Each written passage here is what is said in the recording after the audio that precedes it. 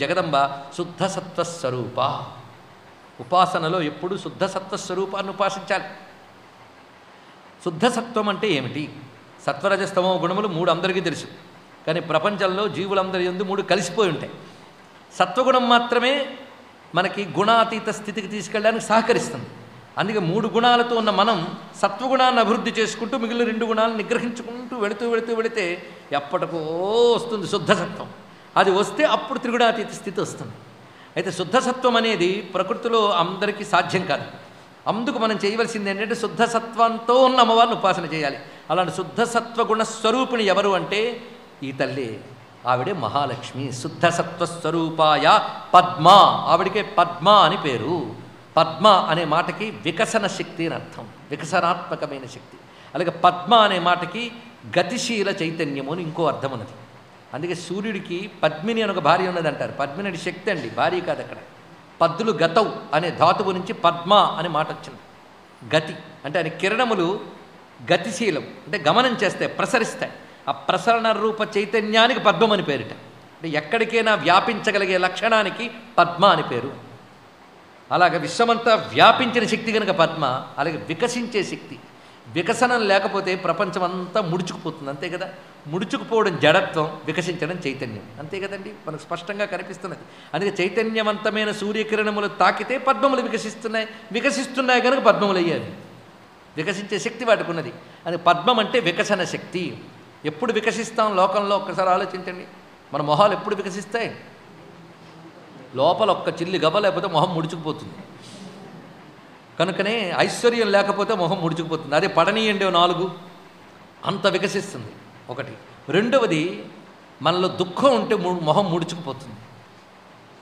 కానీ ఆనందం కలిగిందనుకోండి ముఖం విచ్చుకుపోతుంది. ఏంటండి మొహం ఎలా ఉంది అని అంటూ ఉంటారు లోకంలో. అంటే అప్పుడప్పుడు ఆనందం, అప్పుడప్పుడు దుఃఖం. మనకి ఎప్పుడు ఆనందం కష్టం. ఒకవేళ ఆనందం ఉంటే ముఖం విచ్చుకుంటుంది. మూడవది మనకి అజ్ఞానంలో ముఖం ముడుచుకుపోతుంది. ఒక విషయం చెప్తున్నప్పుడు కొందరు ఇలా వింటూ ఉంటారు, కనుభవం ముడివేసి తెలిసిపోతుంది, విడిగా అర్థం కాలేదు కదా. అది అర్థమవుతూ ఉంటే వాడు ముఖం విచ్చుకుంటూ ఉంటుంది. అంటే వికసింపజేసే శక్తి దేనికున్నది? ఐశ్వర్యానికి, జ్ఞానానికి, ఆనందానికి ఉన్నది. ఆ ఐశ్వర్య జ్ఞాన ఆనంద శక్తియే లక్ష్మి. ఇది తెలుసుకోవాల్సింది. పద్మ అంటే ఇది అర్థం, వికసింపజేసే తల్లి. కొందరు హృదయాలు వికసించకపోతే అమ్మ కనబడదు. అందుకే అజ్ఞానంతో ముడుచుకుపోయిన హృదయాలకు అమ్మ గోచరించదు. వికసించిన హృదయ పద్మంలో అమ్మ భాషిస్తుంది. అందుకే ఆవిడ పద్మ. ఆవిడ పేరు అందుకు ప్రారంభంలోనే పద్మ అన్నారు. ఆవిడ సర్వసంపత్ స్వరూప. ప్రపంచంలో ఉన్న సంపదలన్నిటికీ ఆవిడ తల్లి. అంతేకాదు సంపదలకి అధిష్టాన దేవత. కాంత, అతి దాంత, శాంత, సుశీల, సర్వమంగళ. లక్ష్మి అనే భావన చూడండి. లక్ష్మి అంటే ఒక విగ్రహం కాదు, దేవత విగ్రహం కాదు, భావన.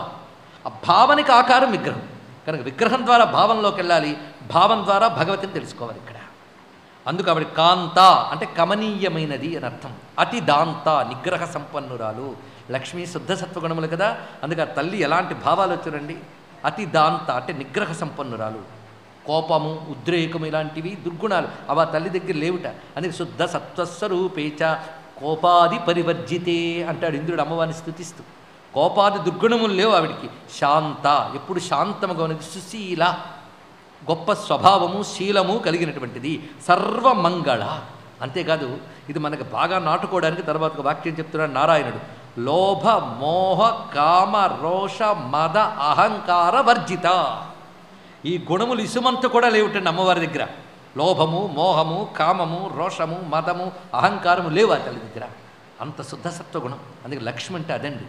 అంతేగాని ఒళ్ళంతా ఐశ్వర్యం దిగేసుకుని వాడిని వీడిని తిడుతూ ఉంటే, దుర్మార్గంగా ఉంటే లక్ష్మీకళ అంటే తప్పు. లక్ష్మీకళ అంటే ఇది. వాడికి లోభమోహ కామరోషమద అహంకారాలు లేకుండా ఆ సౌశీల్యమైన, సౌజన్యమైన, నిర్మలమైన శాంత గుణముల యొక్క స్వరూపం అమ్మవారు. అందుకే లక్ష్మీ భావన చెయ్యగలిగితే మనలో ఈ దుర్గుణాలు పోయి ఆ సుగుణాలు, ఆ సౌశీల్యం, ఆ సాత్విక గుణం వర్ధిల్లుతుంది. పైగా భక్తుల పట్ల ఎప్పుడూ వాత్సల్యం కలిగి ఉంటుంది ఆ తల్లి. భక్త అనురక్త. అంతేకాదు పతియందు అనురక్తురాలై ఉంటుంది. మహాపతివ్రత. ఎప్పుడు విష్ణువుని విడిచిపెట్టదు ఆ తల్లి. మహాపతివ్రత. అందుకే పతివ్రతల యందు కనబడే కళ లక్ష్మీ కళ. ఇది తెలుసుకోవాల్సింది. అందుకే లక్ష్మీ కళ వృద్ధి చెందాలంటే స్త్రీలకు పాతివ్రత్యం అనేది ఉండాలి. ఈ తల్లి ఎటువంటి స్త్రీల్లో ఉంటుంది, స్త్రీల్లో ఎలా ఉంటుందని చెప్తూ అష్టోత్తర శతనామాలు ఒక మాట చెప్పే. స్త్రైణ సౌమ్యాం అని. స్త్రైణ సౌమ్యం అంటే స్త్రీల యందు ఉన్న సౌమ్యత లక్ష్మీ కళ, ఆ సౌమ్యస్వరూపము అటు అది లక్ష్మీ కళ అన్నారు. అందుకే పతివ్రత, పైగా ప్రాణతుల్యా భగవత ప్రేమపాత్రం ప్రియం వద. ఆ తల్లి భగవానుడైన నారాయణునకు ప్రాణంతో సమానమైనది, అంతేకాదు ఆయన ప్రేమకు పాత్రురాలైనది. ప్రియం వద, ఎప్పుడు ప్రియమే పలుకుతుంది. ఆయన మనస్సు నొచ్చుకునేటట్టు ఒక్క మాట ఆడత. ప్రియం వద. లోకమునందు ఆ తల్లి ఎలా గోచరిస్తుందంటే సర్వసస్యాత్మిక. లోకంలో మనం చూసేటువంటి సస్యములన్నీ ఆ తల్లి రూపములే. ఒక్క భావన కలిగితే పండిన చేలు అమ్మ రూపంగా కనిపిస్తుంది, పచ్చని చెట్టు అమ్మ రూపంగా కనిపిస్తుంది, పళ్ళు కాయలు ఇవన్నీ అమ్మ రూపములే. అందుకే సర్వసస్య రూపిణి. ఈ తల్లినే ధాన్యలక్ష్మి అని అంటున్నాం మన అష్టలక్ష్ముల్లో. అందుకే సర్వసస్యాత్మకాదేవి జీవనోపాయ రూపిణి. ప్రతివాడికి బ్రతికే ఉపాయము ఈ అమ్మ యొక్క రూపమే తెలుసుకోవాలి. ఒక్కొక్కడికి ఒక్కొక్క ఉపాయం ఉంది కదా. ఒక ఆయన అన్నాడు నాకేం చేత కదండి, అందుకు అడుక్కుంటున్నాను అన్నాడు. అదేనా చేతనైంది కదండి. వాడికి ఆ ఉపాయం రూపంలో ఉంది. ఇంకా ఇప్పుడు మాటలో చెప్పాలంటే బ్రతుకు తెరువు. వాడిని తరింపజేయదలుచుకున్న తల్లి వాడికి బ్రతుకు తెరువును చూపిస్తుంది. అందుకే లక్ష్మీ ఆరాధన చేస్తే బ్రతుకు తెరువు లభిస్తున్నది. ఆ రూపంలో ఉంది ఆ తల్లి. అందుకే సర్వసస్యాత్మిక జీవనోపాయ రూపిణి. ఈ తల్లి మహాలక్ష్మిగా నిత్యలక్ష్మిగా ఎక్కడుంటుందంటే మహాలక్ష్మిశ్చ వైకుంఠే పతిసేవారతా సతి. నిత్యలక్ష్మి మహాలక్ష్మి. నిత్యలక్ష్మి అంటే ఎప్పుడూ విడవకుండా ఉండే లక్ష్మి అక్కడ ఉందిటండి. మిగిలిన చోట్ల లక్ష్మి వదిలేస్తూ ఉంటుంది అప్పుడప్పుడు. వాడు యోగ్యుడైతే ఉంటుంది, అయోగ్యుడైతే వదిలేస్తుంది. కానీ విష్ణువు దగ్గర లక్ష్మి నిత్యలక్ష్మి. ఎందుకంటే అది ఆయన సహజ శక్తి గనక నిత్యలక్ష్మి మహాలక్ష్మి. యువతలు ఎవరైనా పుణ్యాలు చేసుకుంటే వాళ్ళ దగ్గరికి ఆ లక్ష్మి వస్తుందట. వాడు పుణ్యం పోతే మళ్ళీ ఇక్కడికి వచ్చిన లక్ష్మి ఆ నిత్యలక్ష్మిలోకి వెళ్ళిపోతుంది తెలుసుకోవాలి. అందుకే ఇంద్రుడు యోగ్యంగా ఉన్నంతకాలం స్వర్గలక్ష్మిగా అతడి దగ్గర ఉందిట. ఇంద్రుడు పొరపాటు చేస్తే స్వర్గలక్ష్మిగా వదిలిపెట్టి నిత్యలక్ష్మిలోకి లీనమైపోయింది. మళ్ళీ ఇంద్రుడు బుద్ధి తెచ్చుకుని క్షీరసాగర మథనం చేసి నానా యాతన పడితే మళ్ళీ వచ్చింది ఆ తల్లి అక్కడి నుంచి. అందుకు ఈ నిత్యలక్ష్మిగా ఎప్పుడూ విష్ణువు దగ్గర ఉంటుంది. అంతేగాని లక్ష్మీదేవి అంటే క్షీరసాగరం నుంచి పుట్టింది అనుకోవద్దు. అంటే అంతకు ముందు లేదా? క్షీరసాగరం నుంచి రాక ముందు కూడా ఉంది ఆ తల్లి. ఇంద్రుడి దగ్గర స్వర్గలక్ష్మిగా ఉన్నది, ఇతర లోకాల్లో ఆయా లోకలక్ష్ములుగా ఉన్నది. ఒక్కొక్క లోకంలో దాని శక్తిగా లేకపోతే లోకం లేదండి. అందుకే భూమి యందు భూలక్ష్మి, స్వర్గంలో స్వర్గలక్ష్మి, వైకుంఠంలో మహాలక్ష్మి, అలా ఆయా లోకాల్లో ఆ తల్లే ప్రకాశించుతున్నది. అయితే ఇంద్రుడు బుద్ధిగా ఉన్నంతకాలం వాడి దగ్గర స్వర్గలక్ష్మిగా ఉంది. వాడు ఎప్పుడైతే విష్ణు ప్రసాదాన్ని తృణీకరించాడో అప్పుడు విడిచిపెట్టేసింది ఆ తల్లి. విడిచిపెట్టిందంటే లక్ష్మి వెళ్ళిపోలేదు, నిత్యలక్ష్మి కోల్లో లీనమైపోయింది ఆవిడ. మళ్ళీ అతను పశ్చాత్తాపం చెంది నారాయణ్ని ఆశ్రయిస్తే నారాయణుడి దయతలిచి క్షీరసాగర మథనం చేయని చెప్పాడు. ఎందుకంటే ఏడ్చినంత మాత్రాన్ని ఇచ్చాడు. ఏడ్చిన తర్వాత కష్టపడాలి, ప్రయత్నం చేయాలి, సాధన చేయాలి. నువ్వు చేయి, నీ సాధనకు నేను అనుకూలిస్తానన్నాడు. నారాయణుడు అనుకూలించాడు, కూర్మమై ఉద్ధరించాడు, మథనంలో సహకరించాడు, జగన్మోహిని అనుగ్రహించాడు. మొత్తానికి ఆ తల్లి అప్పుడు ఉద్భవించింది క్షీరసాగర సమయంలో. కానీ అంతకు ముందున్నది, అంతకు ముందున్న తల్లి నిత్యలక్ష్మి. పైగా అమ్మవారు దక్షుడికి సతీదేవిగా పుట్టి శివుని చేపట్టింది. ఎందుకంటే రూపం ధరించి చేపట్టేటప్పుడు అలా అవతరించింది. అదేవిధంగా ఒక ప్రజాపతికి అమ్మవారు సతీదేవిగా పుట్టి శివుణ్ణి చేపడితే మరో ప్రజాపతికి ఈ మహాలక్ష్మి పుత్రికగా పుట్టి విష్ణువుని చేపట్టిందండి. ఆ ప్రజాపతి మనకు చెప్పబడుతూ ఇక్కడ మహానుభావుడు భృగు ప్రజాపతి. ఆ భృగువుకు క్షాతి అనేటువంటి భార్య యందు అమ్మవారు లక్ష్మీదేవిగా వచ్చి విష్ణువుని చేపట్టారు. రూపంగా లీలగా కనబడేటప్పుడు ఎప్పుడు ఆయన దగ్గర నిరాకారగా ఉన్నా ఒక సాకారంగా రూపం స్వీకరించడానికి గాను భృగు ప్రజాపతికి పుత్రికగా పుట్టి అలాగే నిలబడింది. కానీ దక్షపుత్రిక మాత్రం అలా నిలబడలేదు. ఎందుకంటే దక్షుడు అయోగ్యుడైపోయాడు కనుక అతను విడిచిపెట్టి మళ్ళీ పార్వతిగా వచ్చింది. కానీ భృగు యోగ్యుడు అయ్యాడు కనుక లక్ష్మీదేవి ఎప్పుడు భృగుపుత్రికగా ఉన్నది. అందుకే ఆ తల్లికి భార్గవి అని పేరు. భృగుపుత్రిక కనుక భార్గవి. పైగా ఒక్కొక్క రోజుకి ఒక్కొక్క ప్రజాపతి అధిపతిగా చెప్పబడతారు. శుక్రవారానికి భృగు ప్రజాపతి అధిదేవత. అందుకే భార్గవైన లక్ష్మీదేవిని ఆరాధన చేయాలని కూడా పెద్దలు చెప్తూ ఉంటారు. అందుకు భృగు ప్రజాపతి పుత్రికగా నిత్యలక్ష్మిగా వైకుంఠంలో ఎప్పుడు ఉంటుంది ఆ తల్లి. ఆ తల్లి స్వర్గే చ స్వర్గలక్ష్మిశ్చ రాజలక్ష్మిశ్చ రాజసు గృహేషు గృహలక్ష్మిశ్చ మర్త్యానాం గృహిణాం తథా. మానవుల ఇళ్లల్లో గృహలక్ష్మిగా ఆ తల్లి ఉంటుంది. గృహలక్ష్మి అంటే ఇల్లాలు అని మాత్రమే కాదన్నాను కానీ ఇల్లాలని కాదనలేదు, జాగ్రత్తగా తెలుసుకోండి. గృహలక్ష్మి అంటే గృహమునయందు ఉన్న శోభను గృహలక్ష్మి అంటారు. అమ్మవారు ఆ ఇంట్లో ఉంటే ఆ ఇంటికో శోభ ఉంటుంది. ఎలాంటి ఇల్లు అంటే శుచి అయి అంటూ ముట్టు మైల అనేటువంటి వికారములు లేని ఇంట్లో శాంతము, దేవతలు పితృదేవతలు వచ్చి ఆరాధనలు పొందడానికి యోగ్యమైన ఇంటిలో ఉన్న తేజస్సుని గృహలక్ష్మి అంటారు.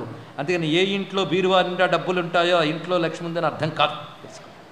ఏ ఇంట్లో సదాచారం ఉంటుందో, ఏ ఇంట్లో దేవతలు పితృదేవతలు ఆరాధింపబడతారో, ఏ ఇంట్లో అతిథి అభ్యాగతలు భోజనం చేస్తారో, ఏ ఇంట్లో ఉన్నటువంటి వారు పరస్పర ప్రేమభావంతో సౌమనస్యంగా ఉంటూ కలహాలు లేకుండా ఆనందంగా ఆరోగ్యంగా తుష్టిగా తృప్తిగా ఉంటారో ఆ ఇంట్లో మహాలక్ష్మి ఉన్నట్టు లెక్క. అది లక్ష్మీ కళ అంటే ఇది. నా ఇల్లు లక్ష్మీ కళతో ఉండాలి అంటే ఇప్పుడు చెప్పినవన్నీ కలుపుకోవాలి. అలాగా గృహాలయందు గృహలక్ష్మిగా ఉంటుంది. అంతేకాదు సర్వప్రాణిషు ద్రవ్యేషు శోభారూప మనోహర. ఈ అమ్మవార్లందరూ ఎక్కడో దూరంగా ఉన్నారని కాదు, లోకంలో ప్రాణులయందు వస్తువులయందు శోభగా కనబడే ఏ గుణమైనా అది అమ్మవారి యొక్క స్వరూపమే. ఇది తెలుసుకోవాలి. ఒక అద్భుతమైన వస్తువు అందంగా కనబడిందంటే అలా కనబడే శక్తి లక్ష్మీదేవి. ఇది తెలుసుకుంటూ శోభారూప మనోహర, ఈవిడ కీర్తి రూప పుణ్యవతాం, పుణ్యాత్ముల యందు కీర్తిగా ఉన్నది, రాజుల యందు తేజస్సుగా పరాక్రమగా ఉన్నది, వాణిజ్య రూపాం వణిజాం, వ్యాపారవేత్తల్లో వ్యాపార రూపంతో ఉంటుందిట. అది వాళ్ళకి లక్ష్మి. పాపాత్ములకు కూడా లక్ష్మి ఉంటుందిటండి. వాడు అక్కడ సర్వవ్యాపిని కదా, అక్కడ ఉండదా అంటే పాపినాం కలహాంకురా, అక్కడ ఆ రూపంతో ఉంటుంది, కలహ రూపంతో. ఎందుకంటే వాళ్ళ దగ్గరికి ఎందుకు వెళుతుందంటే నాశనం చేయడానికి వెళ్తుంది. అక్కడికి ఆ రూపంలో ప్రవేశించి దెబ్బతీస్తుంది. పాపినాం కలహాకురా దయారూపాచ కథిత వేదోక్త సర్వసమ్మత. ఇది మహాలక్ష్మి స్వరూపాన్ని వివరించారు. మీ అభిప్రాయాలను సూచనలను మాకు తెలియజేయాల్సిన చిరునామా భక్తి TV, care of Rachana television private limited, road number 92, Jubilee hills, Hyderabad 5,96,000. మా ఇమెయిల్ ఐడి bhakti@gmail.com. మా వెబ్సైట్ www.bhaktitv.org. Phone number 901012222333.